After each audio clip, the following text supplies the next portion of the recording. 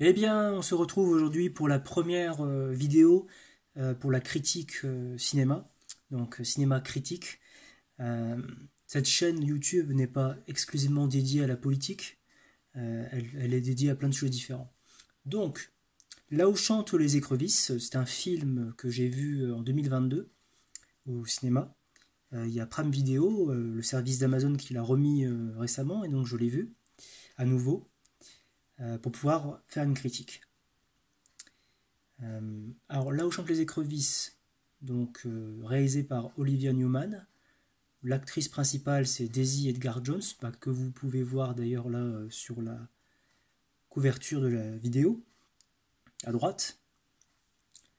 Euh, donc, alors comment je vais faire la vidéo? Simplement, je vais éviter de faire du spoil globalement pour ceux qui n'ont pas encore vu le film.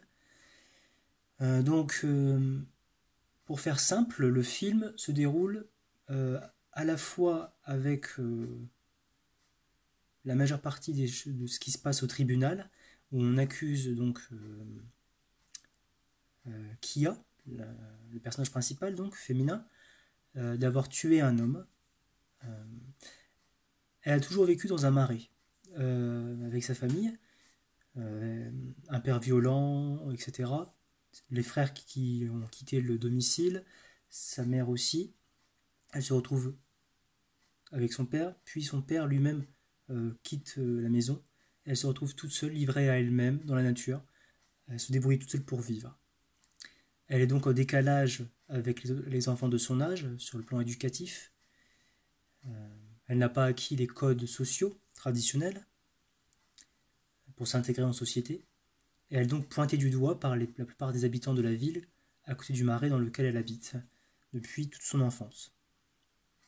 Le film est donc centré sur le procès au tribunal avec l'avocat qui la défend face au jury et aux prévenus. Et les flashbacks, on voit justement les moments, les souvenirs de son passé, donc, à Kia. Euh, c'est assez magnifique parce qu'il y a une vision poétique du marais, puisque Kia a un certain don pour dessiner. Elle dessine tout ce qui lui est connu par le marais, la faune et la flore, les oiseaux, les écureuils, les fleurs, les plantes, les fruits. Un des personnages dans le film va lui-même lui conseiller de publier en fait ce croquis, un recueil. Euh, Ça pourrait faire penser parfois à Beatrix Potter d'ailleurs, sous certains aspects. Euh, alors, aussi je repense à ça. Le titre Là où chantent les écrevisses, c'est dû au fait que leur mère, la mère à Kia, disait à Kia et à ses frères, allez là où chantent les écrevisses, même si bon, c'est métaphorique, hein, il n'y a pas d'écrevisses qui chantent au sens littéral. Voilà.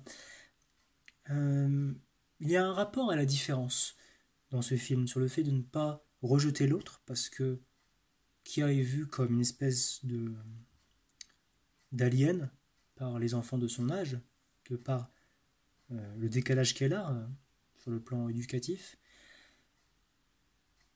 Et pourtant, ça ne fait pas d'elle quelqu'un de moins intelligente ou moins sympathique.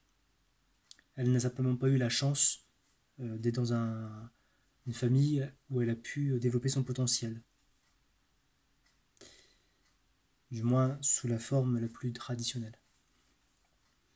Le film est très beau, donc c'est un scénario assez classique, hein, puisque la majeure partie repose sur une espèce d'enquête sur le plan policier, et une autre partie un peu plus sentimentale par rapport aux sentiments qu'elle ressent pour plusieurs garçons, où il se forme une espèce de triangle amoureux par la suite, je n'en dis pas plus. Il y a une chute à la fin du film, mais je ne dirai pas pourquoi pour ceux qui n'ont pas vu, mais vous allez voir, quand vous le verrez le film, ou reverrez, il y a, à mon c'est à la dernière image du film, qu'il y a une révélation importante sur toute la charpente scénaristique du film, mais ça on ne l'apprend qu'à la toute fin. Voilà. Donc le film jongle entre le présent, au tribunal, dans la prison, et dans le passé, qu'il y a en tant qu'enfant et adolescente. Voilà. Voilà, je ne pense pas en avoir plus à dire que ça pour l'instant pour la première critique.